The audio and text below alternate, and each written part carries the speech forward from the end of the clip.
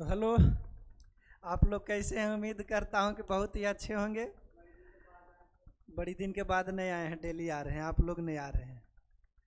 तो हम बोले थे कि जैसा कि 10 गो प्रैक्टिस सेट होगी और आज दूसरा ही प्रैक्टिस सेट है और टोटल बिहार पुलिस के लास्ट तक है जो 10 प्रैक्टिस सेट हो जाएगी। और करेंट अफेयर्स की क्लास जो बोले थे कि 2 ही क्लास लेंगे मात्र करेंट अफेयर्स की, और उस 2 क्लास से लगभग 70% क्वेश्चन लड़ेगी। ऐसा बात नहीं है कि बोल दे 100% और 100% ही लड़ जाएगा। और वो क्लास जो रहेगी हैंड रिटन रहेगी और बहुत सारे जो है करेंट अफेयर्स हैं उससे अलग अलग छाट छाट के लाएंगे, क्योंकि एसपीडी के करेंट अफेयर्स से ज़्यादातर क्वेश्चन होगा और एसपीडी का करेंट अफेयर्स में जो है बहुत सारे क्वेश्चन होती है।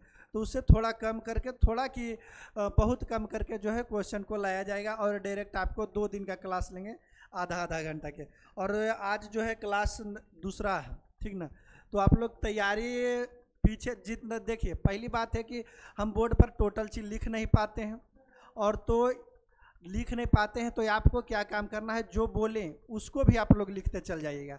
मात्र 10 क्लास लेंगे और 10 क्लास में गारंटी है कि 60 से 65 क्वेश्चन लड़ने की गारंटी होगी, क्योंकि 40 क्वेश्चन रहता है एक दिन में, और एक दिन में 40 क्वेश्चन के बराबर 100 क्वेश्चन से प्लस करवा देते हैं।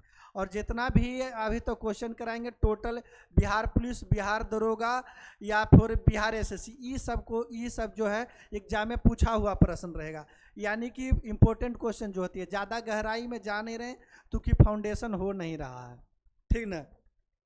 तो पहला क्वेश्चन को आप लोग जवाब दे दीजिएगा। पहला क्वेश्चन जो है आसान क्वेश्चन है और आसान क्वेश्चन के जवाब देने की कोशिश कीजिएगा, ठीक ना। बताइए पहला क्वेश्चन का जवाब आप लोग कि करार निम्नलिखित में से किसे भारत और पाकिस्तान के मध्य पंजाब और बंगाल के विभाजन का कार्य सौंपा गया था। चूंकि भारत और पाकिस्तान का विभाजन हुआ है, तो भारत और पाक एक मिनट बोलिएगा नहीं, ठीक ना। जो बोले वो खाली सुनिएगा, अगर जो जवाब जिस वक्त मांगे उस वक्त जवाब भी दीजिएगा, ठीक ना। तो देखिए निम्नलिखित में से भारत और पाकिस्तान के मध्य भी बंटवारा हुआ था, जो कि पंजाब क्षेत्र इधर पड़ गया था भारत में, आधा पंजाब भारत में और आधा पंजाब पाकिस्तान में चल गया था, ठीक ना। तो और बंगाल का विभाजन भी हुआ था। बंगाल के तरफ जो था आधा बंगाल जो भारत में आया था, जिसको हम लोग पूर्वी बंगाल बोलते हैं, और पश्चिमी बंगाल को हम लोग आज बांग्लादेश के नाम से जानते हैं। तो बंटवारा हुआ था 1947 ईस्वी में। 1947 ईस्वी में, जब 15 अगस्त 1947 ईस्वी को कब बंटवारा हुआ है? 15 अगस्त 1947 ईस्वी को हुआ है। कब हुआ है? 15 अगस्त 1947 ईस्वी को भारत और पाकिस्तान के बीच बंटवारा हुआ था। तो इसमें से एक प्रमुख जो थे नेता, उनको भेजा गया था भारत की जाइए अभी भारत को बंटवारा कर दीजिए, क्योंकि माउंटबेटन योजना के तहत इसको जो है बंटवारा का कार्यभार सौंपा गया था कि भारत में बंटवारा होगी। और तो उसी में से एक थे सर सिरिल रेडक्लिफ। वो जो थे वो बोले थे कि अलग पाकिस्तान, चूँकि मुस्लिम लीग की पहले ही स्थापना हो गया था, जो मुस्लिम थे वो चाह रहे थे कि हमें पाकिस्तान में जाएं, जो हिंदू थे वो चाह रहे थे कि हम भारत में आएँ। तो इसीलिए उन्होंने पहले ही पृथक क्षेत्र की मांग कर दी थी कि हमको एक अलग पाकिस्तान चाहिए। तो मुस्लिम वाले क्षेत्र को हम लोग पाकिस्तान कहते हैं और हिंदू वाले क्षेत्र को हम लोग हिंदुस्तान कहते हैं। तो वो जो बंटवारा किए थे उनको क्या नाम था? Sir Cyril Radcliffe. और यह 15 अगस्त 1947 ईस्वी को जो है भारत और पाकिस्तान के बंटवारा हुआ था। ये जो आप लिख दिया है पंजाब और बंगाल, चूंकि पंजाब लिखा था ये यह कारण कि जो अभी वर्तमान पाकिस्तान पड़ता है, बंगाल जो लिख दिया था कि बंगाल के 2 भागों में बटा था, जिसको हम एगो बांग्लादेश कहते हैं, एगो को पूर्वी बंगाल कहते हैं, जो अभी भारत में है पूर्वी बंगाल, ठीक ना। पहले होता था कि 2 बंगाल था, एगो पूर्वी बंगाल और एगो पश्चिमी बंगाल। पश्चिमी बंगाल को हम लोग बांग्लादेश कहते हैं, ज़्यादा डिटेल से जाने की जरूरत नहीं है, ठीक ना। और मैकमोहन रेखा बताइए। मैकमोहन रेखा भारत और चीन के बीच सीमा रेखा है। भारत और किसके बीच की सीमा रेखा है? चीन के बीच सीमा रेखा है। और डूरंड रेखा किन के बीच है? पाकिस्तान और अफगानिस्तान के बीच। पाकिस्तान और किन के बीच है? अफगानिस्तान के बीच।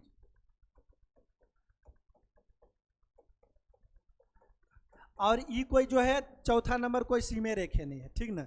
तो अब देखिए भारत और चीन के बीच सीमा रेखा जो बना था वो कब बना था जानते हैं आप लोग? ये भी क्वेश्चन में पूछा है। शिमला समझौता जो हुआ था 1914 ईस्वी में, उसी में जो है भारत और चीन के बीच जो है सीमा रेखा का बंटवारा किया गया था।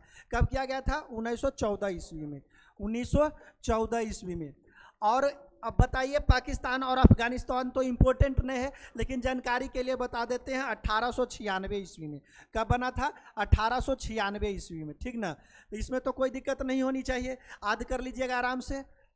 और इसके बाद आपको कुछ बताते हैं भारत के सीमा रेखा के बारे में, अगर जो आपको जानना है तो कुछ जान लीजिए, क्योंकि यहाँ से क्वेश्चन बहुत ज़्यादा पूछता है कि भारत और पाकिस्तान के बीच सीमा रेखा कितना दूरी है, सीमा रेखा की लंबाई कितना है। तो भारत और पाकिस्तान के जो सीमा रेखा है, भारत और पाकिस्तान के सीमा रेखा, भारत और पाकिस्तान के सीमा रेखा की लंबाई 3323 किलोमीटर है। कितना है? 3323 किलोमीटर। और भारत और अफगानिस्तान के बीच, भारत और अफगानिस्तान के बीच सीमा रेखा कितना है? 106 किलोमीटर। और भारत और चीन के बीच कितना है? 3488। भारत और नेपाल के बीच कितना है? 1751। और भारत और भूटान के बीच कितना है? 699 किलोमीटर। और भारत और बांग्लादेश जो है सबसे बड़ी सीमा रेखा बनाती है। भारत और बांग्लादेश कितने सबसे बड़ी सीमा रेखा बनाती है, जो कि कितना इसकी लंबाई है? तो 4096 किलोमीटर। कितना है? 4096 किलोमीटर। और भारत और म्यांमार का अभी तक कोई क्वेश्चन पूछा नहीं है, लेकिन यहाँ लिखा हुआ है 1643 किलोमीटर जो है भारत और म्यांमार के बीच सीमा रेखा है। पूछ दे कि सबसे लंबी सीमा रेखा भारत किसके साथ बनाता है, तो सबसे लंबी किसके साथ बनाता है? तो बांग्लादेश के साथ बनाता है। सबसे छोटी सीमा रेखा किसको बनाता है? सबसे छोटी किसके साथ? अफगानिस्तान के साथ। लेकिन अगर जो पूछ दे कि आधिकारिक रूप से भारत जो है किसके साथ सबसे छोटी सीमा रेखा बनाती है, तो आधिकारिक रूप से किसके साथ बनाती है बताइए? तो देखिए ये तो आधिकारिक रूप से है नहीं, इस क्षेत्र को हम लोग क्या चीज कहते हैं? पोक। तो पोक तो अभी पाकिस्तान लिया हुआ है, तो आधिकारिक रूप से तो ये हमारा है नहीं। और अफगानिस्तान जो है यहीं आके मिलती है, तो भारत और आधिकारिक रूप से है नहीं। तो आधिकारिक रूप से भारत और भूटान के बीच जो है सबसे छोटी सीमा रेखा है 699 किलोमीटर। कितना है? आधिकारिक रूप से पूछेगा तो बता दीजिएगा 699 किलोमीटर भारत और कि भूटान के बीच। कोई दिक्कत इसमें नहीं। और आगे जो क्वेश्चन पूछती है, इसमें से क्वेश्चन यह पूछ देती है कि जो सीमा भारत और पाकिस्तान के जो सीमा रेखा है कौन कौन सा राज्य टच करता है? निम्नलिखित में से कौन राज्य जो है भारत और पाकिस्तान के बीच नहीं लगता है? दे देगा ऑप्शन में, तो ऑप्शन में से तो गड़बड़। तो इसीलिए कहते हैं कि भारत के मैप याद रखना बहुत जरूरी है। तो इसमें क्या चीज़ है? गुजरात, राजस्थान, पंजाब, जम्मू कश्मीर और लद्दाख। जम्मू कश्मीर और लद्दाख 3 गो राज्य है, 2 गो जो है क्या है? केंद्र शासित प्रदेश, 2 गो केंद्र शासित। आप अगर जो मैप याद करते होंगे तो आपको कभी कभी लगता होगा कि हरियाणा भी तो लगती होगी, लेकिन हरियाणा इसमें से नहीं लिखे हैं, कारण हरियाणा लगवे नहीं करता है। हरियाणा दिल्ली के पास पड़ता है, दिल्ली से सटा हुआ है। कोई दिक्कत नहीं। तो इसमें अगर जो पूछ दे चीन के साथ, नेपाल के साथ भी नहीं पूछेगा। नेपाल के अगर जो मैप याद है तो आराम से बना सकते हैं नेपाल के साथ भी। नेपाल के साथ क्या क्या पड़ता है? यूपी नहीं, उत्तराखंड, यूपी, बिहार, पश्चिम बंगाल और सिक्किम। क्या चीज? पश्चिम बंगाल और सिक्किम। आराम से याद रखिए। उसके बाद चीन से पूछ दे तो इधर चलाएंगे हम लोग लद्दाख, हिमाचल प्रदेश, उत्तराखंड, और उत्तराखंड के बाद क्या चीज़ हो गया? सिक्किम और अरुणाचल प्रदेश। क्या चीज़? और अरुणाचल प्रदेश। कोई दिक्कत नहीं। तो आराम से अगर जो मैप याद रहे तो इस सबको हम लोग आराम से बना सकते हैं। इतने प्रकार के क्वेश्चन पूछेगा अगर जो भारत पाकिस्तान चाहे सीमा रेखा के से कोई क्वेश्चन अगर जो रिलेटेड होगा, तो इससे ज़्यादा क्वेश्चन जो है अभी तक पूछा नहीं है। अंतो बिहार पुलिस का प्रीवियस ईयर सेट मार ही रहे होंगे आप लोग। मार रहे हैं कि नहीं मार रहे हैं? तो बिहार पुलिस में मार रहे हैं, तो इससे ज़्यादा एक आगो क्वेश्चन पूछा है तो बता दीजिएगा, ठीक ना। जितना बताएंगे उससे ज़्यादा क्वेश्चन नहीं पूछेगा। और म्यांमार से अभी तक तो पूछा नहीं है, लेकिन पूछ देगा तभी बता दीजिए। अरुणाचल प्रदेश, नागालैंड, मणिपुर, म्यांमार और क्या चीज? मिजोरम। म्यांमार और मिजोरम। कोई दिक्कत नहीं। इधर पूछ दे कि बांग्लादेश के साथ, तो बांग्लादेश के साथ इधर पड़ता है क्या चीज? पश्चिम बंगाल।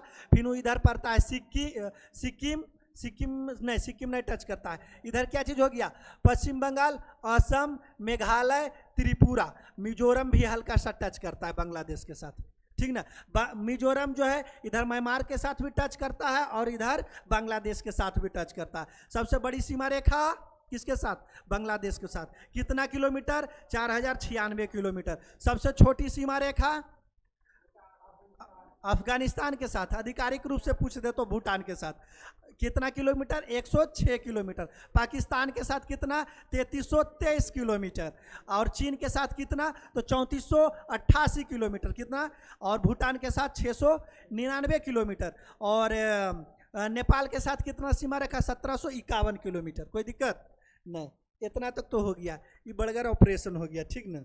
इतना बड़ा ऑपरेशन नहीं करना चाहिए कोई क्वेश्चन को, ठीक। तो जानकारी के लिए बता दिए। ये क्वेश्चन को बताइए, भारतीय संविधान में निम्नलिखित में से किस भाग को अनुच्छेद 32 में रखा गया है? बताइए। भाग 3 में रखा गया। कितना में रखा गया है? भाग 3 में। देखिए अब भाग 1 जो है, भाग 1 में अनुच्छेद कितना से कितना तक है? भाग 1 में अनुच्छेद 1 से लेकर के अनुच्छेद 4 तक है। भाग कितना में है? 1 में है, ठीक ना। और बात करें भाग 2 की, भाग 2 की बात करें तो भाग 2 में कितना से कितना है? तो 5 से 12 तक है, 5 से 12 तक है। कोई दिक्कत? और भाग अगर जो हम लोग 3 की बात करें, भाग 3 की, तो भाग 3 कितना कितना से है? तो यानी 13 से लेकर के, सॉरी, ये 11 तक होगा। कितना तक है? 11 तक। ये तो कितना हो जाएगा? 12 से लेकर के 36 तक। कितना तक? 36 तक। कोई दिक्कत? क्या जी बोले? अच्छा हाँ, 35 तक हो जाएगा। कहाँ तक हो जाएगा? 35 तक। कोई दिक्कत नहीं। और अनुच्छेद 32 जो है, अनुच्छेद, अगर जो ये भी आपको क्वेश्चन पूछा जाता है कि किस अनुच्छेद को संविधान की आत्मा कही जाती है, क्वेश्चन पूछा गया है कि नहीं?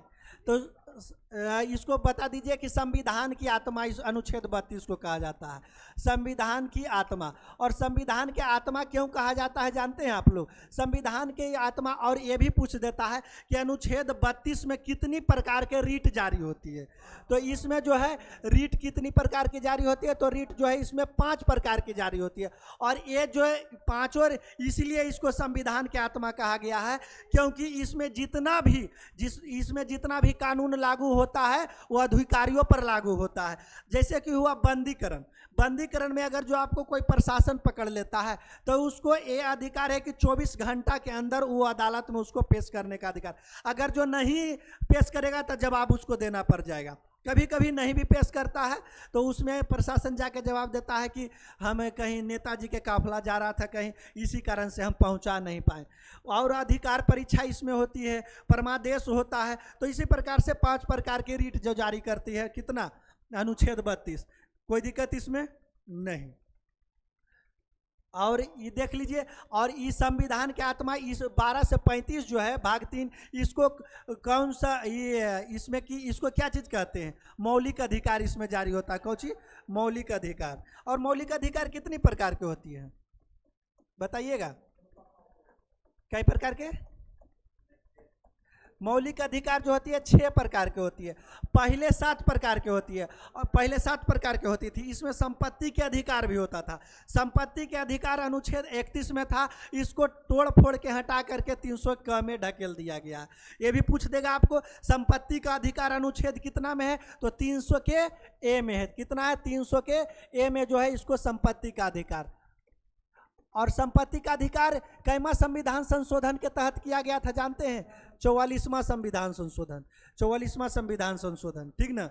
और इसको जो है ये जो है अपनी संपत्ति के अधिकार पर इसको जो है विधिक संपत्ति के तहत रख दिया गया। आपकी जो संपत्ति है वो आपकी अब अपनी संपत्ति नहीं बच गई है, वो संपत्ति जो है किसकी हो गई है? सरकार की संपत्ति। सरकार उस पर जो चाहे वो कर सकते हैं। पहले बाधा होता था, जैसे कि अब सरकार यहाँ से रोड बना रही है, एगो बीच में घर आ गया तो उसको क्या करते थे कि सरकार पर स्टे लगा देते थे कि यहाँ घर, आप यहाँ रोड नहीं बना सकते हैं चूँकि हमारा घर है। तो सरकारी कार्यों में बाधा आता था, इसीलिए इसको जो है हटा दिया गया। कोई दिक्कत नहीं ना। 5 जो है कहाँ, 5 अनुच्छेद बताइए तो? 52 से लेकर के 151 तक। ये जो आता है संघ क्षेत्र आता है। क्या आता है? संघ क्षेत्र आता है। और ये भाग 2 जो है, भाग 2 किससे रिलेटेड है? नागरिकता से रिलेटेड है। किससे है? नागरिकता से। नागरिकता से। और मौलिक अधिकार कहाँ से लिया गया है बताइए तो? यूएसए से, अमेरिका के संविधान संशोधन से, यूएसए से लिया गया है। क्या चीज बोले? 52 से 151 तक, ठीक ना। और भाग 4 के अनुच्छेद बताइए तो 36 से लेकर के 51 तक, कितना तक? 36 से लेकर के 51 तक। एक ही चीज इसमें, क्या चीज है? नीति निर्देशक तत्व। क्या है? नीति निर्देशक तत्व। नीति निर्देशक तत्व बहुत बार एग्जाम में पूछा गया, कहाँ से लिया गया है? तो आयरलैंड के संविधान से लिया गया है। कोई दिक्कत नहीं, आगे आइए। अभी बताइए, ई क्वेश्चन में, ई क्वेश्चन आधा से ज्यादा नहीं बना पाइएगा, बताइए तो इसको। क्या चीज करता है? भारत में समूही विशिष्ट एवं क्षेत्र विशिष्ट ग्राम विकास कार्यक्रम में अधिकांश दौरान किस पंचवर्षीय योजना के दौरान जो है इसको लिया गया था अधिकांश। देखिए हम बताते हैं, पहली पंचवर्षीय योजना हुई थी ना, उसमें भी ग्राम विकास की बात कही गई थी। पहली पंचवर्षीय योजना में क्या चीज की गई थी, लेकिन पूरा तरह से जो है ग्राम का विकास नहीं किया गया था। और उसमें जो है पहली पंचवर्षीय योजना में क्या कर रहे हैं, पहली पंचवर्षीय योजना में जो था उसमें कृषि पर विशेष बल दिया गया था। तो बताइए पहली पंचवर्षीय योजना कब से कब तक चली थी? 1951 से लेकर के 1956 तक चला था। कितना तक चला था? 1956 तक, पंचवर्षीय, पहली पंचवर्षीय योजना। इसमें बात की गई थी कृषि पर। किस पर बात की गई थी? इसमें भी जोर डाला गया था आंशिक रूप से ग्राम विकास के लिए। अगर जो बात की जाए तो आंशिक रूप से ग्राम विकास के लिए इस पर भी जोर डाला गया था। लेकिन दूसरी पंचवर्षीय योजना बताइए, दूसरी पंचवर्षीय योजना कब से कब तक चली थी? तो चला था 56 से 61 तक। कितना से? 56 से 1961 तक। और इसमें बात किसकी की गई थी? उद्योग की, उद्योग के बढ़ावा के लिए। किसमें? उद्योग के बढ़ावा के लिए। और क्वेश्चन में ये भी पूछ देता है कि भारी उद्योग के विकास के लिए किस पंचवर्षीय योजना में लागू किया था? भारी उद्योग के लिए बताइए तो भारी उद्योग के लिए जो है तीसरी पंचवर्षीय योजना थी। कैमी थी? तीसरी। बताइए तीसरी पंचवर्षीय योजना कब आई थी? 1961 से लेकर के 1966 तक। 1900 कितना तक? 66 तक। कोई दिक्कत? इसमें जो है कृषि प्लस क्या चीज? उद्योग, दोनों पर बात की गई थी। और इसमें उद्योग पर जो बात की गई थी, भारी उद्योग पर बात की गई थी। एक क्वेश्चन पूछा हुआ है, इसीलिए बता रहे हैं कि भारी उद्योग की बात किस पंचवर्षीय योजना में किया गया था? तो भारी उद्योग की बात जो किया गया था वो तीसरी पंचवर्षीय योजना में किया गया था। कोई दिक्कत? और क्वेश्चन यहाँ से पूछती है चौथी पंचवर्षीय योजना। चौथी पंचवर्षीय योजना जो था कब से कब तक चला था बताइए तो? 1969 से लेकर के 1974 ईस्वी तक। कितना तक? चौथी पंचवर्षीय योजना कब से कब तक चला था? 1969 ईस्वी से लेकर के 1974 ईस्वी तक। और इसमें जो है, इसमें गरीबी उन्मूलन की बात कही गई थी। इसका मुख्य वाक्य है गरीबी उन्मूलन।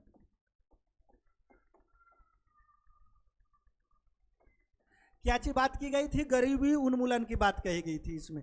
और इसमें कहा गया था, इंदिरा गांधी उस समय शासन में थी। और उस समय इंदिरा गांधी ने नारा दिया था, क्या चीज? गरीबी हटाओ का नारा दिए थे। क्या चीज बोले? गरीबी हटाओ के नारा उस समय दिए थे। और पांचवी पंचवर्षीय योजना बताइए आप लोग, चूंकि 5 को तो पंचवर्षीय योजना दिया हुआ, तो बताइए। सॉरी, गरीबी उन्मूलन की बात कही गई थी किसमें? ये चौथी पंचवर्षीय योजना में नहीं। इसमें पांचवी पंचवर्षीय योजना, ये गलती हो जाएगा, एक मिनट ध्यान से। पांचवी पंचवर्षीय योजना जो थी ना, इसमें गरीबी हटाओ के नारा दिया गया था। ये चला था 1974 से लेकर के 1974 से 1979 तक, 79 तक। क्योंकि इसके बाद जो है इंदिरा गांधी आपातकाल हुआ, लागू हो गया था। और इंदिरा गांधी की सरकार गिर गई थी 1977 ईस्वी में। क्या चीज? 25 जून 1900। ये पूछा क्वेश्चन, क्या चीज बोले रहे? 5 साल के पंचवर्षीय योजना चलता है, लेकिन इसको 4 साल घटा के कर दिया गया था। उसमें आया था जनता पार्टी की सरकार चली आई थी। और जनता पार्टी की सरकार 1977 ईस्वी में जीती थी। और ये बताइए तो आप लोग, एक क्वेश्चन और बड़ी ज़्यादा पूछता है कि आपातकाल की घोषणा कब की गई थी? भारत में आपातकाल कब लगा था बताइए तो, डेट के साथ। डेट के साथ। तो आपातकाल भारत में जो लगा था, आपातकाल आपातकाल कब लगा था? 25 जून 1975 ईस्वी को। कब लगा था? 25 जून 1975 ईस्वी। आज देखिए, अधिकांश ग्रामीण का विकास किस में किया गया था? तो चौथी पंचवर्षीय योजना में। और चौथी पंचवर्षीय योजना में, और चौथी पंचवर्षीय योजना 1969 ईस्वी से चला था। कब तक? 1974 ईस्वी तक। 1974 ईस्वी तक। कोई दिक्कत? एक क्वेश्चन और पूछता है पंचवर्षीय योजना से। अब बताइए किस पंचवर्षीय योजना में काम के बदले अनाज की बात कही गई थी कि काम करेगा तो काम के बदले हम लोग अनाज देंगे? कौन सी पंचवर्षीय योजना है बताइए तो आप लोग? नहीं, 10वीं पंचवर्षीय योजना थी। 10वीं पंचवर्षीय योजना जो 2002 ईस्वी से 2007 ईस्वी तक चला था। कब तक? और इसमें कहा गया था कि काम के बदले अनाज की बात कही गई थी। ये बड़ी इंपॉर्टेंट है, काम के बदले अनाज। और ये कहाँ के संविधान से लिया गया था? तो यह जो है रूस के संविधान से लिया गया था। कहाँ के संविधान से लिया गया था? रूस के संविधान से। इसमें कोई दिक्कत? किस समय? 5वीं पंचवर्षीय योजना के समय कि चौथी पंचवर्षीय, ये बताइए। 5वीं के समय राष्ट्रपति थे ये फखरुद्दीन थे। नेक्स्ट, अब बताइए। हाँ, यह बताइए, यह क्वेश्चन इसको बताइए आप लोग। किस पंचवर्षीय योजना में को मॉडल को निवेश योजना का मॉडल कहा जाता है? बताइए आप लोग। 5वीं पंचवर्षीय योजना जो इंदिरा गांधी की आई थी, कब? 1974 ईस्वी से लेकर के 1978 ईस्वी तक जो था, उसमें निवेश की बात कही गई थी। उसमें बड़ी बड़ी कंपनियों की बोलाहट आया था कि बड़ी बड़ी हम कंपनियों की बात करते हैं। तो यह 5वीं पंचवर्षीय योजना के तहत बात की गई थी। कोई दिक्कत? किस योजना के तहत? 5वीं पंचवर्षीय योजना के तहत। उसमें तो प्रधानमंत्री भारत के कौन थे वो जानबे करते हैं आप लोग। कोई दिक्कत? इससे ज़्यादा क्वेश्चन नहीं पूछेगा 5वीं पंचवर्षीय योजना। और एक पंचवर्षीय योजना पूछ देगा, आप लोग बता दीजिए कि 12वीं पंचवर्षीय योजना कब से कब तक चला था? वो भारत के सबसे लास्ट पंचवर्षीय योजना है। बताइए। अरे 2002 से 2007, 10वीं बोले हैं। 2011वीं हो गया, 7 से 12, और 12 से फिर चल गया 17, 12वीं। इसके बाद अभी तक कोई पंचवर्षीय योजना नहीं आया है। भारत में मात्र 5 गो ही 12 गो पंचवर्षीय योजना है। ठीक ना? कोई दिक्कत? अब ये बता दीजिए आप लोग, निम्नलिखित में से कौन लक्षद्वीप की राजधानी है? लक्षद्वीप की राजधानी कौन है? कवरत्ती। एगो हाल में करेंट अफेयर आपको पूछेगा, अंडमान निकोबार की राजधानी बताइए तो। अंडमान निकोबार की राजधानी नहीं जानते हैं कोई? पुरनको बता दीजिए आप लोग। पुरनको नहीं याद है?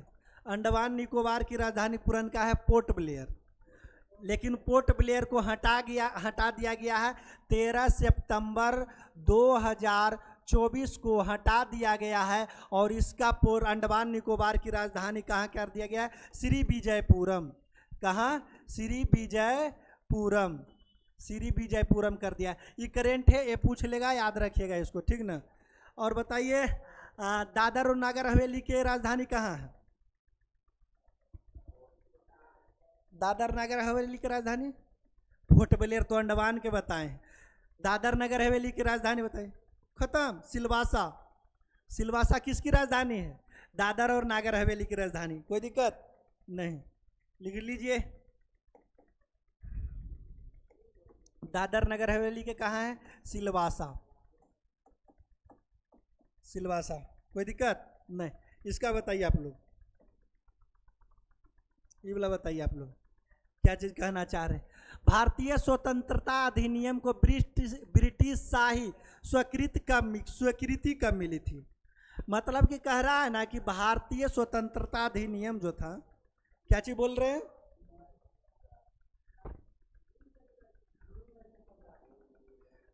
बताइए आप लोग, देखते हैं, बड़ी पढ़े हैं। इंपॉर्टेंट क्वेश्चन है, ऐसा बात नहीं है। देखिए, सबसे पहले माउंटबेटन योजना आया था। उसमें वह योजना जो आया था 5 जून 1947 ईस्वी को। कब आया था? 5 जून 1947 ईस्वी को। लेकिन क्या बताइए, माउंट बेटन योजना ऐते के साथ भारत को पूर्ण स्वतंत्रता दे दिया था? नहीं दिया था। तो इसके लिए महीना लग गया था और लगभग जाके जो है जुलाई में भारत को क्या चीज ब्रिटिश शाही स्वीकृति मिली थी इसमें स्वतंत्रता के लिए। कोई दिक्कत बताइए तो आधुनिक आधुनिक भारत के निर्माता किन्हें कहा जाता है? मतलब कि भारत को स्वतंत्र भारत के निर्माता किसे कहा जाता है? पंडित जवाहरलाल नेहरू को स्वतंत्र आधुनिक भारत के निर्माता किसे कहा जाता है? राजा राम मोहन रॉय को। क्या चीज? राजा राम मोहन रॉय। स्वतंत्र भारत के बोल देगा तो पंडित जवाहरलाल नेहरू, आधुनिक भारत के बोल देगा तो क्या चीज बोलिएगा? राजा राम मोहन रॉय। कोई दिक्कत नहीं ना? इसको बता दीजिए।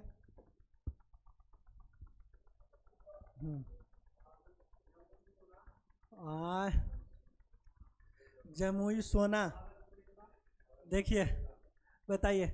वैशाली,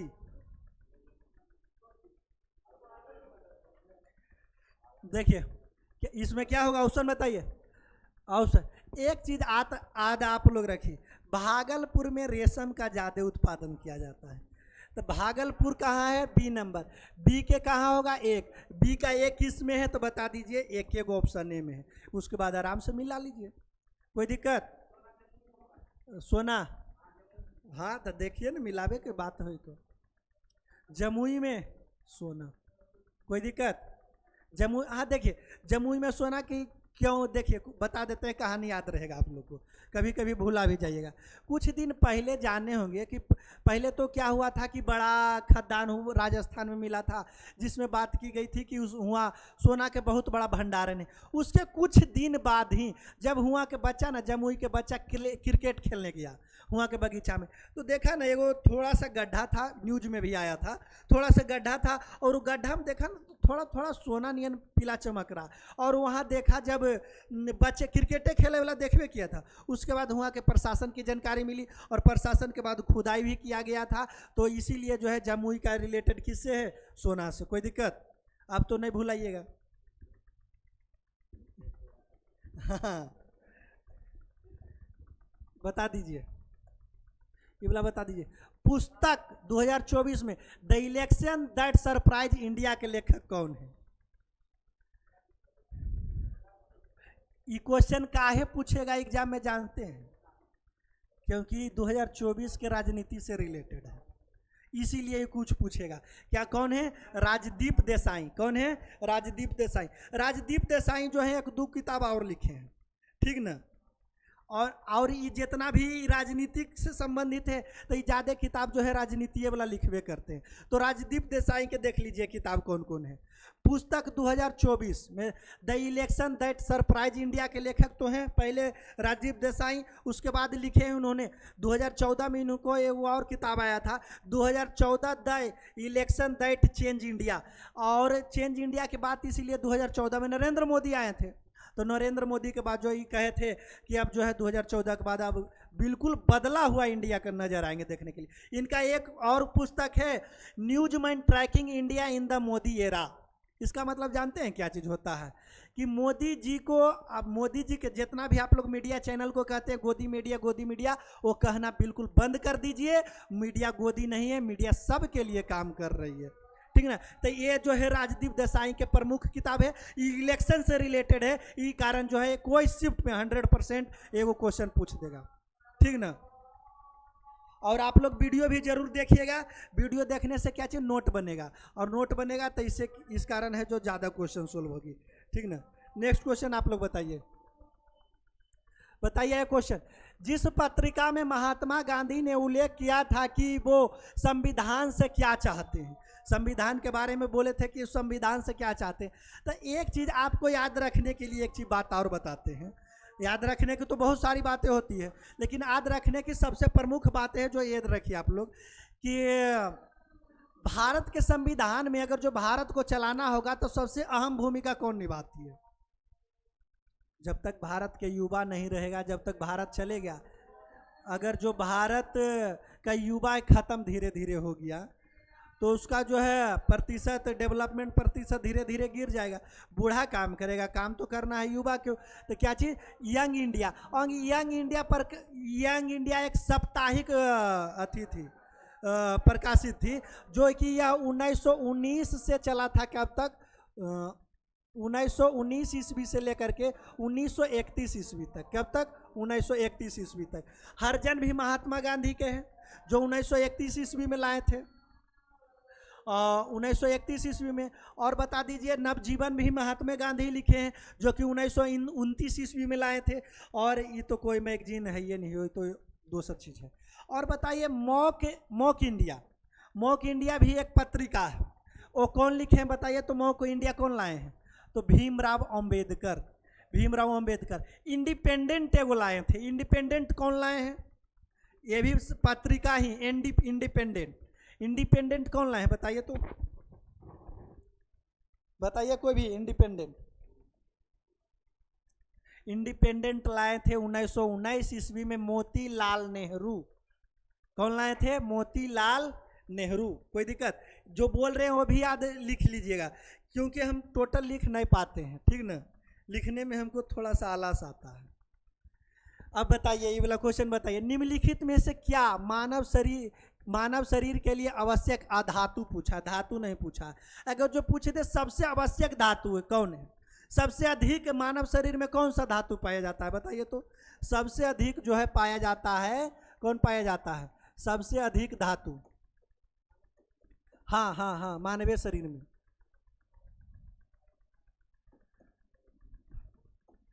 क्या चीज बोले हैं, आयरन। कौन बोल रहे हैं, आयरन सबसे ज्यादा पाया जाता है। कैल्शियम, जो कि हड्डियों में पाया जाता है, पाया जाता है कि नहीं। तो सबसे ज्यादा क्या चीज, कैल्शियम, कैल्शियम, कैल्शियम। और बता दीजिए लोग, और मानव शरीर में बहुत सारे धातु पाई जाती है, उसके बाद कैल्शियम के बाद दूसरा नंबर पर आयरन पाया जाता है। आयरन है जो हम लोग को मानव शरीर में आरबीसी में मौजूद होती है। किस में होती है, आरबीसी में आयरन की मात्रा अधिक होती है। लेकिन अधातु कौन है जो मानव शरीर में सबसे अधिक मात्रा में पाया जाता है, तो आयोडीन। क्या चीज, आयोडीन। आयरन धातु है, गोल्ड धातु है, जिंक धातु, एक गो है अधातु, ठीक ना। क्या चीज, अधातु। और बताइए एक बात, आयोडीन का काम क्या है। आयोडीन जो है थायराइड ग्रंथि है जो रिलीज करती है।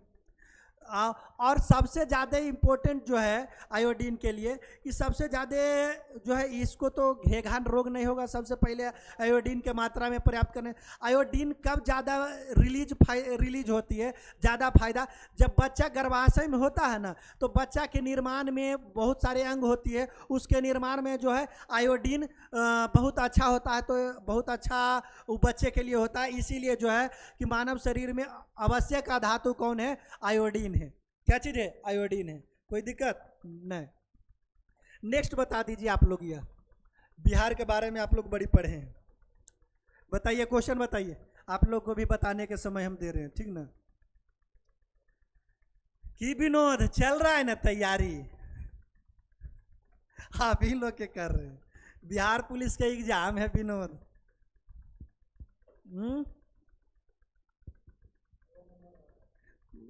2 नंबर बोले, अब देख लेते हैं हम लोग, 2 नंबर है बाकी। देखिए, चूंकि देखिए बिहार दिवस 2025 में बिहार जो वर्षगांठ मनाया था, सही में 113वें वर्षगांठ मनाया, कोई दिक्कत नहीं। बिहार जो है अभी मनाया है 2025 में जो है वर्षगांठ, बिहार का कैमा वर्षगांठ है, 113वां वर्षगांठ है, ठीक ना। उसके बाद है बिहार का जो इस बार जो है 2025 में वर्षगांठ मनाया गया था, उसका थीम था, क्या चीज़ जानते हैं, उन्नत बिहार और विकसित बिहार। इस बार का थीम भी था, ये नहीं सोचे कि या इसने छाटल देगा, इसको याद करना भी जरूरी है, ठीक ना। और बताइए, बिहार को बंगाल से लॉर्ड कर्जन के वायसराय के दौरान अलग किया गया था। देखिए, ये सही है, बंगाल का विभाजन किया गया था, ये नहीं कि बंगाल से बिहार को अलग किया गया था। बिहार को जो है बंगाल से अलग किया गया था, कब किया गया था, 22 मार्च 1912 ईस्वी को, और 12 ईस्वी को किया गया था, जिसमें बिहार को बनाया गया था उड़ीसा प्रांत बनाया गया था। क्या बनाया गया था, उड़ीसा प्रांत बनाया गया था, ठीक ना, कोई दिक्कत नहीं। नेक्स्ट, ये तो सब बता दीजिएगा। ओहो, हाइग्रोमीटर। आर्द्रता मापने के लिए किस यंत्र का उपयोग करते हैं? हाइग्रोमीटर। किसका? हाइग्रोमीटर। बताइए, बैरोमीटर का? वायु मापने के लिए, वायु मापने के लिए, वायु दाब मापने के लिए। और उसके बाद बताइए आप लोग, हाइड्रोमीटर की अपेक्षिक तरल पदार्थ की अपेक्षिक घनत्व को मापने के लिए जो है हाइड्रोमीटर का उपयोग करते हैं। किसका प्रयोग करते हैं? हाइड्रोमीटर, यानी अपेक्षिक घनत्व को मापने के लिए। देखिए, बताए हैं आप लोग को कि हम हिंदी नहीं बताएंगे, इंग्लिश का क्वेश्चन जो है अभी तैयारी कर रहे हैं। 100 गो एंटोनियम 100 गो सिनोनियम रेडी हो गया है, उसमें मिस स्पेल्ट वर्ड भी आता है, तो वो भी धीरे धीरे तैयार करेंगे। और उसको जो है कि हम उसको पढ़ाएंगे नहीं, उसको डायरेक्ट जो है टेलीग्राम चैनल पर डाल देंगे। और टेलीग्राम चैनल हमारा अभी फेमस नहीं है कि डायरेक्ट नाम डालिएगा तो चल आएगा। 74 नंबर दे देते हैं अपना, उस पर डला जाएगा।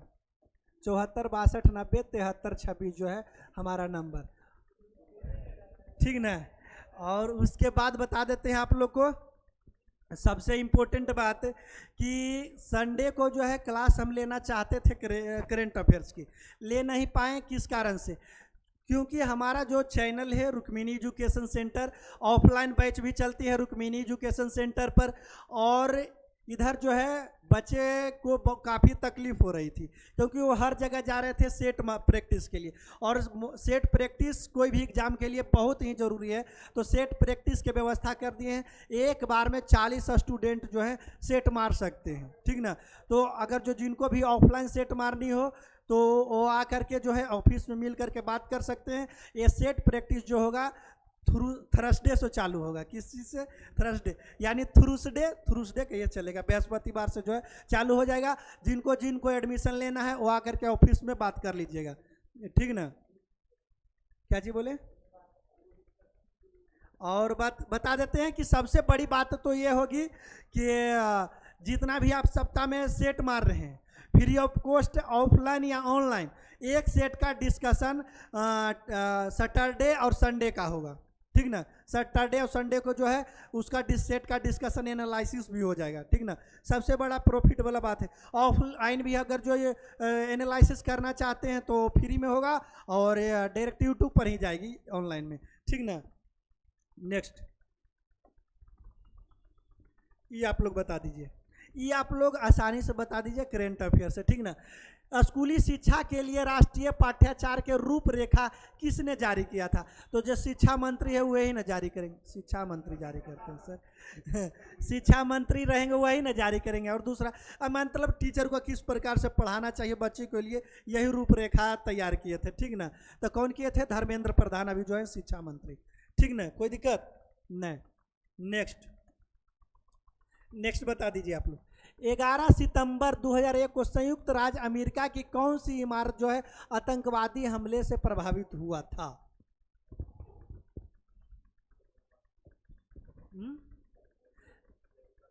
क्या? क्योंकि कहते हैं 9/11 की घटना, हम लोग तो कहवे करते हैं 9/11, यानी 9 मतलब 9 सितंबर 11 तारीख की घटना, ठीक ना।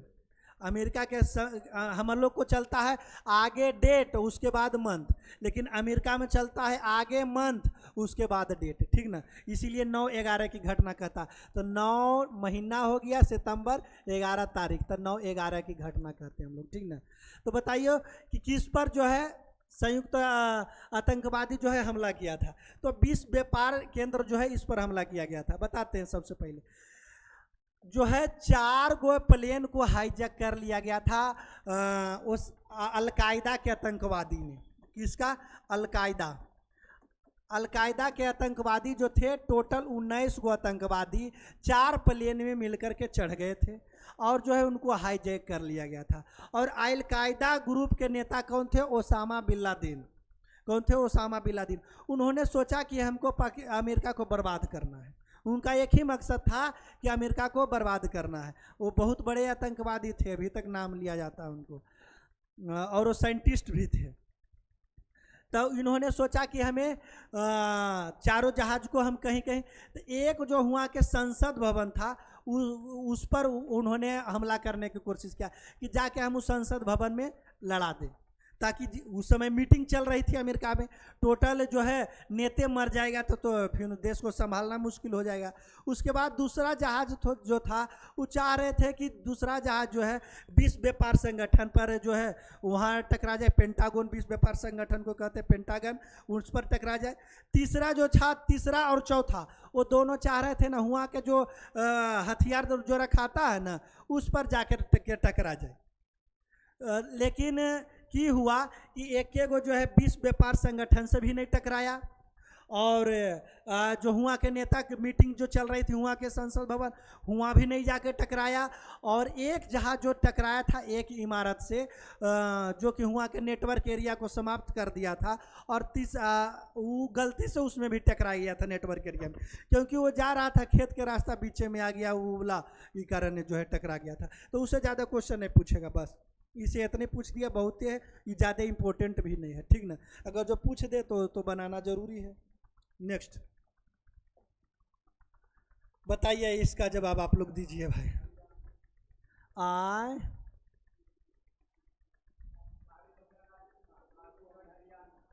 कालीबंगा राजस्थान, आलमगीरपुर उत्तर प्रदेश, राखीगढ़ हरियाणा और नागेश्वर सौराष्ट्र, ठीक ना। इसको मिला लीजिएगा, ठीक ना। नेक्स्ट बता दीजिए, न्यायिक पूर्वालोकन का प्रावधान किस देश से लिया गया है? जो है यह अमेरिका से लिया गया है। न्यायिक पूर्वालोकन जानते हैं आप लोग क्या चीज है? न्यायिक पूर्वालोकन क्या चीज है जानते हैं?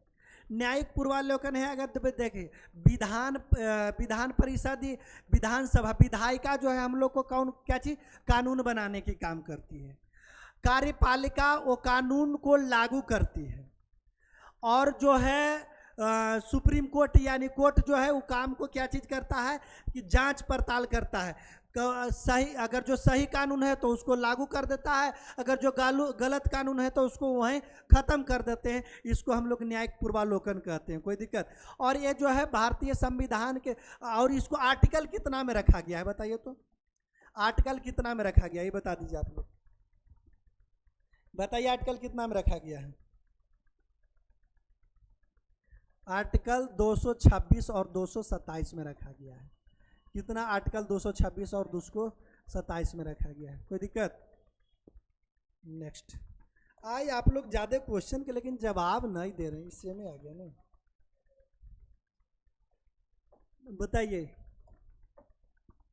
इसका, बताइए ये तो कुछ खास है नहीं। गंगा का मैदान घग्घर और नदी के बीच फैला हुआ है, कौन सा नदी के बीच फैला हुआ है? गंगा का मैदान जो है घग्घर, इधर से जाती है गंगा नदी, इधर से मिलती है घग्घर नदी, और इसके जो बीच के क्षेत्र है वहाँ भी एक नदी जाती है, दोनों को मिलाए यहाँ, तो यहाँ जो नदी है तीस्ता नदी, ये दोनों के बीच के मैदान जो है गंगा नदी बहती है। कौन सा नदी है? तीस्ता नदी। गंगा नदी की टोटल लंबाई कितनी है? 2525 किलोमीटर, 2525 किलोमीटर। नेक्स्ट ये बता दीजिए, बताइए निम्नलिखित में से कौन नवीकरणीय ऊर्जा ईंधन है? नवीकरणीय ऊर्जा ईंधन कौन है बताइए आप लोग। देखिए, नवीकरणीय और अनवीकरणीय अंतर बताते हैं। नवीकरणीय उसको कहते हैं ना, नवीकरणीय जो नवा हो सके, नवा हो सके। नवा मतलब कि जैसे कि कोई भी वस्तु का हम उपयोग कर रहे हैं और उसको खत्म करके दोबारा हम उपयोग कर दें, दोबारा उपयोग, उसको बार बार मतलब हम बना सकते हैं, उसको नवीकरणीय कहते हैं। बना सकते हैं उसको नवीकरणीय कर सकते हैं। और नवीकरणीय जिसको हम बनाइए नहीं कर सकते, एक बार समाप्त हो गया तो जिंदगी भर के लिए समाप्त हो गया, तो इथेनॉल को हम लोग बना सकते हैं, ठीक ना। प्राकृतिक गैस खत्म हो सकता है, कोयला खत्म हो सकता है एक समय, जीवाश्म ईंधन भी खत्म एक समय हो सकता है, लेकिन इथेनॉल जो है हम लोग बार बार बना सकते हैं, कोई दिक्कत? नवीकरणीय भी नवीकरणीय वहाँ से मार लीजिएगा। अब बताइए आप लोग, गुरु नानक द्वारा बनाए गए शुरुआती पवित्र पवित्र स्थान को किस नाम से जाना जाता है बताइए? अरे खालसा एक पंथ है, एक संगठन है जिनको गुरु गोविंद सिंह ने बनाए थे। स्थान के नाम बताइए, तो स्थान तो एक गो जनाइए, राय धर्मशाला।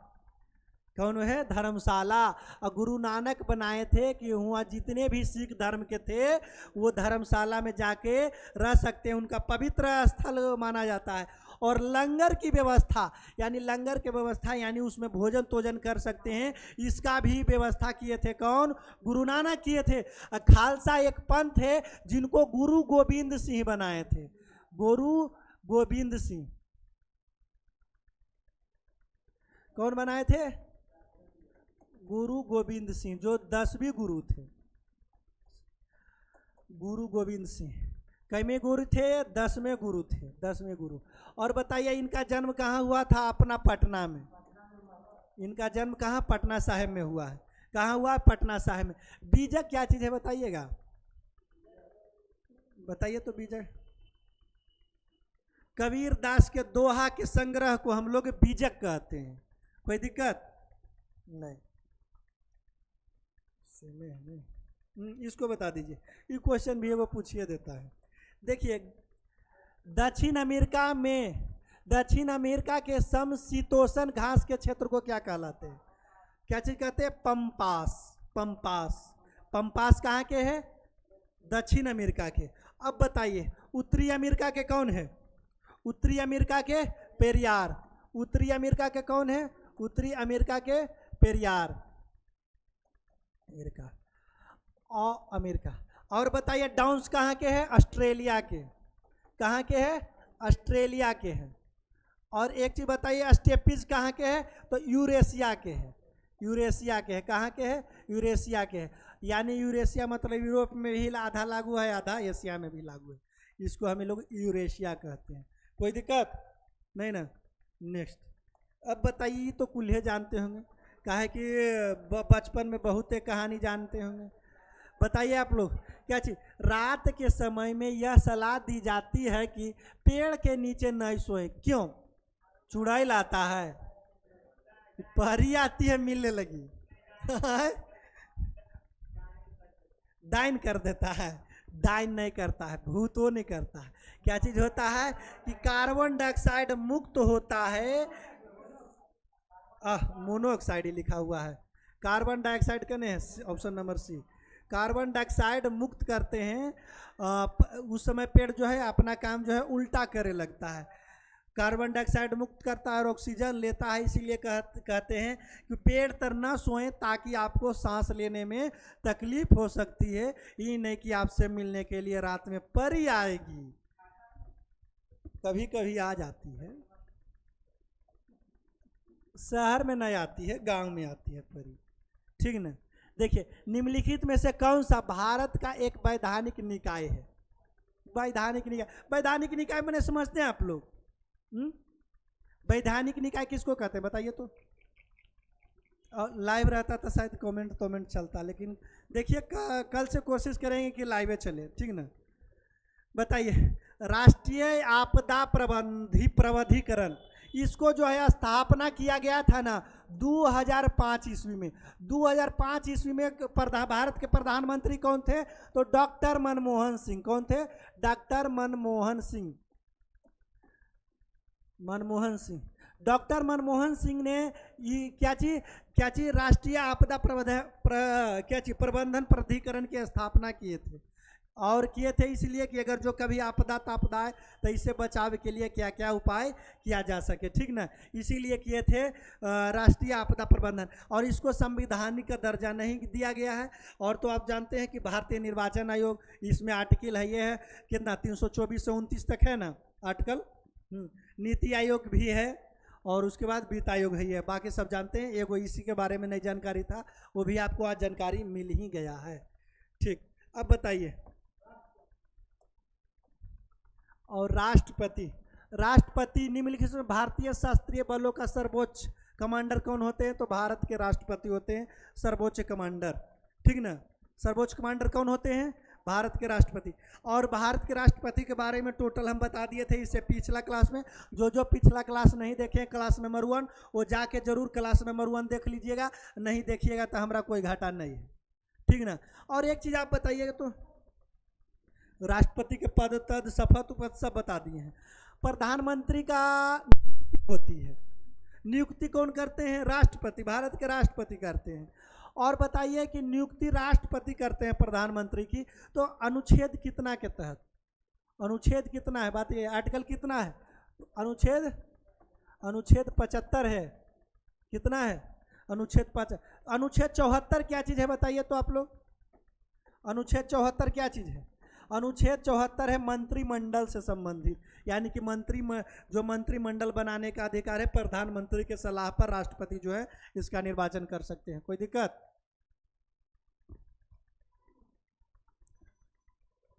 अब बताइए, रक्षा मंत्री की नियुक्ति होती है या निर्वाचन होता है? रक्षा मंत्री की नियुक्ति होती है। लोकसभा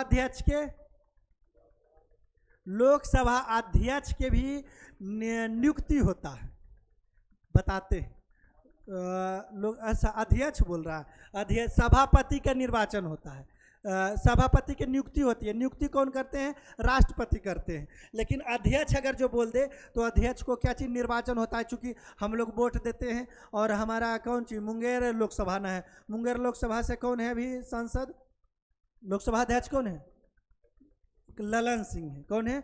ललन सिंह। कोई दिक्कत? तो देख लीजिए, जिसको जो है राष्ट्रपति चुनती है उसको हम लोग नियुक्ति बोलते हैं। निर्वाचन माना जिसको हम लोग जो है वोट दे करके वोट देते हैं उसको हम लोग निर्वाचन कहते हैं। निर्वाचन नियुक्ति से एक क्वेश्चन पूछ देगा, ठीक ना।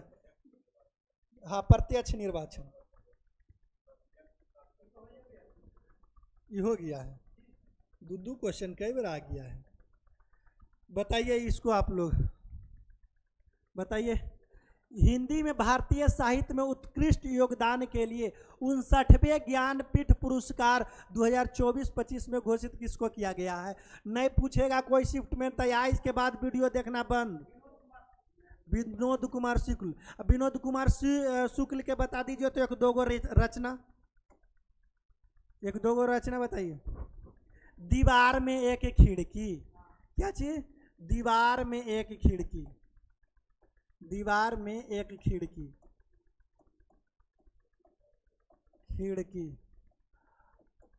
एक और बता दिए, नौकर के कमीज। नौकर के कमीज। ये दोनों जो बताए हैं आपको, कौन एग्जाम ऐसा है कि दोनों एग्जाम में अभी तक नहीं पूछा गया है कि नौकर की कमीज किन की रचना है? बताइए तो एकागो एग्जाम में जो नहीं पूछा गया है। आए 10वां के एग्जाम में भी पूछा है। एक और इनकी रचना है, बताइएगा कोई, बड़ी इंपॉर्टेंट रचना है। खिलेगा तो देखेंगे। क्या चीज? खिलेगा तो देखेंगे। गलती नहीं सोचिए, खिलेगा तो देखेंगे। ये तीनों रचना याद रख लीजिएगा। किनका है? विनोद कुमार शुक्ल का। दीवार में एक खिड़की, नौकर के कमीज, खिलेगा तो देखेंगे। खिलेगा तो देखेंगे। कमेंट बॉक्स में एगो आप लोग वीडियो देखेगा जरूर बता दीजिएगा, गेहूं और गुलाब किनकी रचना है, बड़ी इंपॉर्टेंट है, ठीक ना। गुलाल नहीं, गुलाब। बताइए आप, क्रिप्स मिशन भारत कब भेजा गया था? बताइए कब भेजा गया था क्रिप्स मिशन? बताइए आप लोग। मार्च 1942, बिल्कुल सही आंसर, मार्च 1942। देखिए बिहार पुलिस से जी बैठल है, आगामी बिहार पुलिस सब है। देखिए तो मार्च 1942 क्रिप्स मिशन क्यों आया था जानते हैं आप लोग? आए क्रिप्स मिशन इसीलिए आया था ना कि उस समय दूसरा विश्व युद्ध चल रहा था, 1939 से 1945 तक चला था। Hello listen here. Cripps mission इसीलिए आया था ना कि 1942 ईस्वी में, मार्च 1942 में क्रिप्स मिशन आया था। इसमें क्या चीज़, उस समय दूसरा विश्व युद्ध चल रहा था और दूसरा विश्व युद्ध में बात यह कहा गया ना कि अगर जो तुम ना हमको सपोर्ट करेगा ना, भारतीय सेना को कहा गया कि अगर जो तुम हमको सपोर्ट करेगा ना तो तुमको ना हमें आज़ादी दे देंगे। क्या चीज़ दे देंगे? आज़ादी दे देंगे। और ये बिल्कुल असफल रहा। 8 अगस्त 1942 ईस्वी को महात्मा गांधी ने क्या कह दिए? भारत छोड़ो आंदोलन, अब तुमको भारत छोड़ना होगा। तो क्रिप्स मिशन भारत आया था और पूरी तरह से असफल रहा। इसी के तहत हुआ के जो लेबर पार्टी के जो थे कौन, क्लीमेंट इटली, वो आए थे और कहे थे कि अगर जो हमारी सरकार बन गई, सभी मिलके अगर जो हमको वोट दिया और हमारी सरकार बन गई तो हम इंडिया को स्वतंत्र बना देंगे। और उन्होंने अपने और वो जीते भी थे, इंग्लैंड में वो जीते भी थे और भारत को स्वतंत्रता यही दिलवाए थे क्लीमेंट इटली ने, ठीक ना। और भारत क्यों नहीं सपोर्ट किया था जानते हैं? क्योंकि प्रथम विश्व युद्ध जो चला था 1914 से 1918 तक, उसमें भी बात कहा गया था कि अगर जो तुम भारत अगर जो हमको सपोर्ट करेगा ना तो तुमको हम आज़ादी दे देंगे। उस समय भी भारत पूरा तन मन से सपोर्ट किया था कि हमको किसी तरह से आज़ादी मिलनी चाहिए, और भारत को आज़ादी नहीं मिला था। वही आक्रोश में 1942 ईस्वी में क्रिप्स मिशन आया तो इसको सपोर्ट हम लोग करने से इनकार कर दिए थे, ठीक ना। कोई दिक्कत नहीं।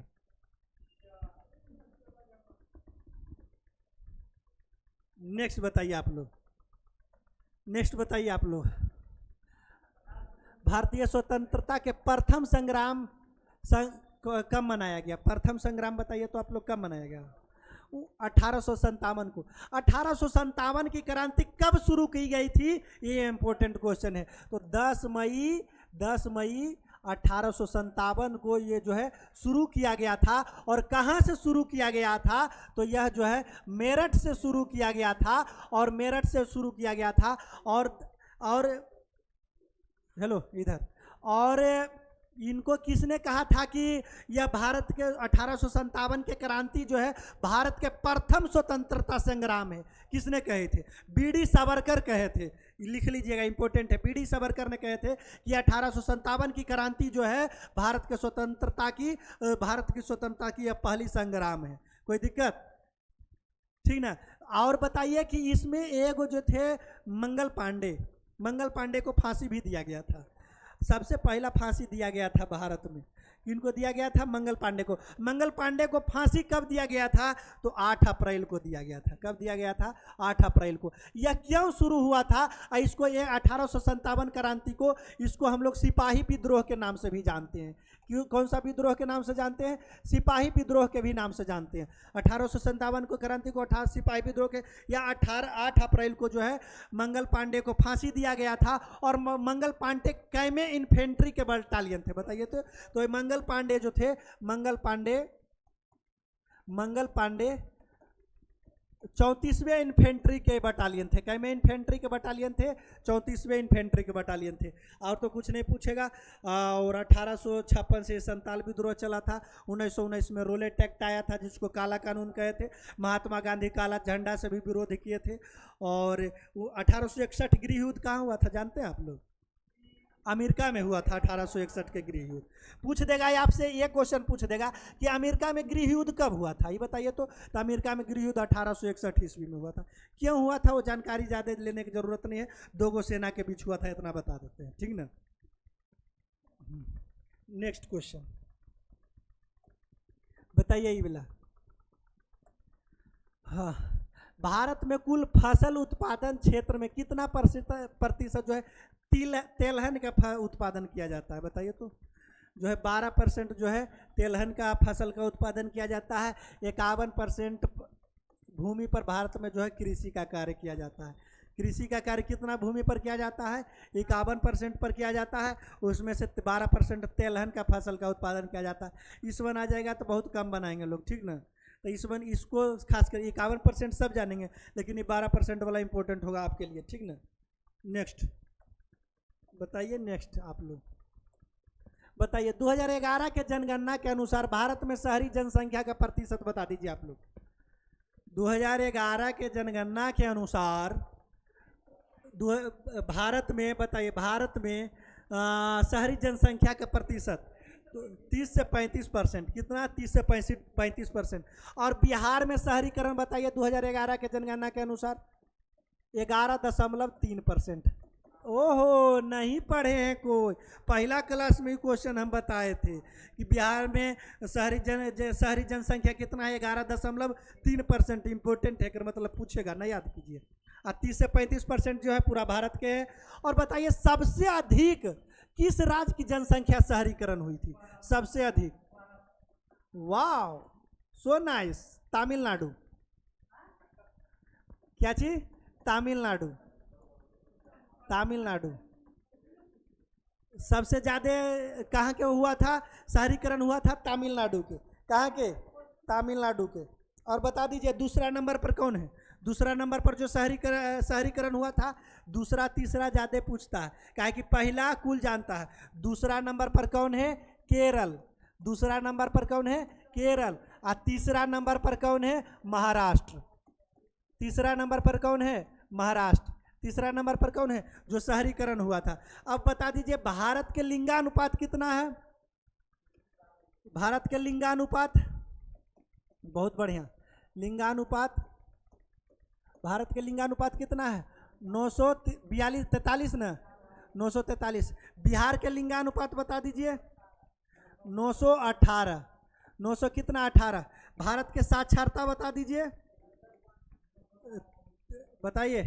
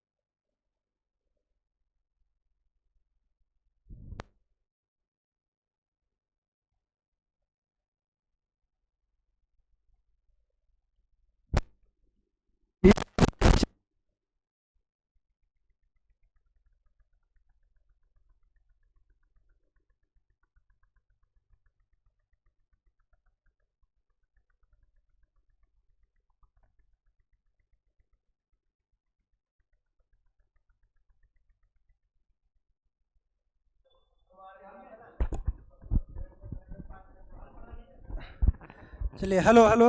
अब आवाज जाने लगा होगा, ठीक ना? स्टार्ट हो गया है ना? चलिए, चलिए आप लोग बताइए क्वेश्चन। हेलो हियर, इधर इधर देखिए, इधर देखिए। ए ओए, भारत में कितने शास्त्रीय नृत्य हैं बता दीजिए।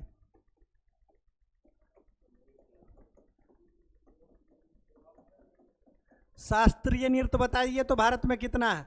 भारत में टोटल 8 गो शास्त्रीय नृत्य है। कै गो है? 8 गो है। बताइए। भारतनाट्यम, भारतनाट्यम, भारतनाट्यम, कथक, कथकली, कथकली, मोहिनीअट्टम, मोहिनीअट्टम, मणिपुरी, मणिपुरी, उड़िया, और कौन है? सतारिया।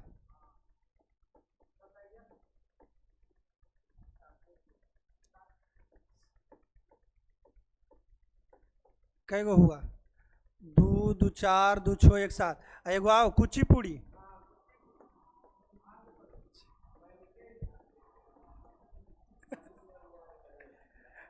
बताइए भारतनाट्यम कहाँ के है? तमिलनाडु के। यहाँ से एक क्वेश्चन पूछ देता है। तमिलनाडु। कथक उत्तर प्रदेश, कथकली केरल, मोहिनीअट्टम केरल, मणिपुरी मणिपुर, मणिपुर, उड़ीसा, उड़िया, उड़ीसा के कहाँ? उड़िया, उड़ीसा, उड़ीसा, सतारिया। बताइए। असम, कुचिपुड़ी, आंध्र प्रदेश, आंध्र प्रदेश।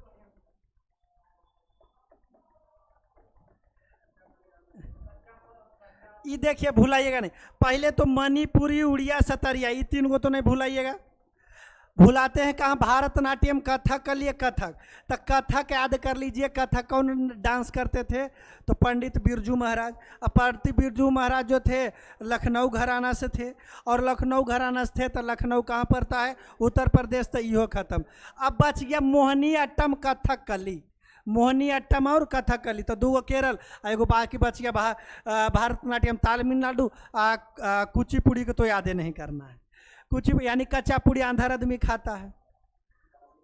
यह तो आराम से याद हो गया, कोई दिक्कत नहीं। तो भारतनाट्यम नृत्य शैली का किस राज्य का है? तो तमिलनाडु का है। कोई दिक्कत? किस राज्य का है? तमिलनाडु को। इसको स्क्रीनशॉट नहीं लीजिएगा, ठीक ना, लिख लीजिएगा कॉपी में। बताइए ये वाला, ये वाला बताइए। बताइए क्या है? निम्नलिखित कौन सा जल निकासी प्रणाली बिहार भूमि जल का जल प्रदान करता है? कौन नदी है? घाघरा नदी। महानदी कहाँ है? कहाँ बहती है महानदी? यूपी में। ये बहती है पश्चिम बंगाल और झारखंड। महानदी पर एगो परियोजना भी है। कौन परियोजना है बताइए? यमुना नदी सबसे बड़ी सहायक नदी, गंगा नदी के सबसे बड़ी सहायक नदी है। नर्मदा नदी झारखंड में बहती है। कोई दिक्कत?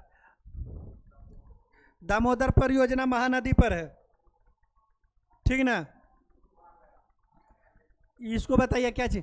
प्रसिद्ध संतूर वादक पंडित शिव कुमार शर्मा को वर्ष 1986 में कौन सा पुरस्कार से नवाजा गया था?